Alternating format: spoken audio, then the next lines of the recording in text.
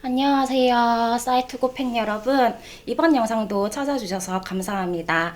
오늘은 알코올 중독의 단계별 증상이라는 주제를 가지고 왔는데요. 알코올 사용장애 혹은 알코올 의존증이라고 불리우는 이 질환은 하루아침에 시작되는 것이 아니라 서서히 진행됩니다. 그러니 자신의 음주 습관을 잘 알아두고 체크해 둔다면 알코올 중독으로 가기 전에 도움을 받을 수 있을 것입니다. 자, 그러면 설명을 시작하겠습니다. 첫 번째, 폭음을 가끔 하는 단계. 정기적으로 술을 마시지는 않지만 가끔 술을 마실 때 폭음을 하는 경우입니다. 폭음이라는 것은 개인마다 기준이 다를 수는 있겠지만 세계보건기구에 따르면 폭음의 기준을 성인 남성 소주 7잔, 여성은 소주 5잔으로 본다고 합니다. 아주 가끔 폭음을 하더라도 음주로 인한 느낌에 점점 의존하게 되는 상황이 늘어나게 되므로 조심해야 하는 단계입니다. 두 번째는 술을 마시는 빈도와 양이 늘어나는 단계입니다. 점점 술을 찾게 되는 단계로 주말이 되면 규칙적으로 음주를 하게 될 수 있습니다. 달리 할 일이 없어서 스트레스 해소가 되니까 등의 이유로 음주의 당위성을 찾게 됩니다. 이 단계에서는 규칙적으로 술을 마신다는 것에 대한 감정적인 애착이 형성될 수도 있는데요. 이렇게 되면 음주 빈도와 음주 양이 계속 증가하면서 알코올 의존증이 생길 위험이 있습니다. 세 번째, 음주로 인한 문제가 발생하는 단계. 술을 마시는 빈도와 양이 늘어나면 통제가 어려워지면서 결국 음주로 인한 문제가 발생하는 일이 많아집니다.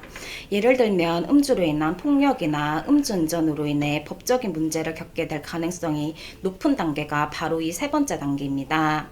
스트레스를 해소하기 위해 마셨던 술이 이제는 술로 인해서 우울, 불안감을 느끼게 되고 수면 습관이 나빠집니다. 네 번째, 알코올 의존증이 발생하는 단계. 알코올 의존증이 있지만 아직 중독되지 않은 상태입니다.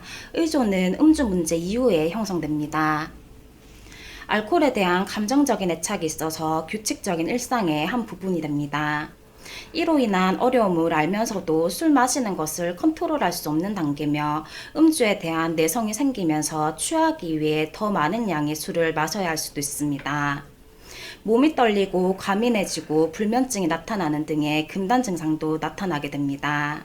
다섯 번째는 알코올 중독 단계입니다. 마지막 단계는 중독입니다. 음주 욕구로 인해 술을 마시는 것이지 즐거움을 위해 마시는 단계가 아닙니다.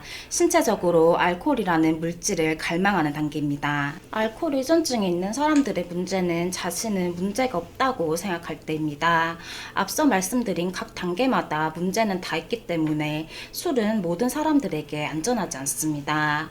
알코올에 대한 문제를 인지하고 미리 문제를 예방하는 것이 가장 좋은 방법이며 만약 문제가 있다면 조기에 발견하여 의학적 도움을 받으시길 바랍니다. 오늘 영상은 여기까지이며 오늘도 시청해주셔서 감사합니다. 바이바이.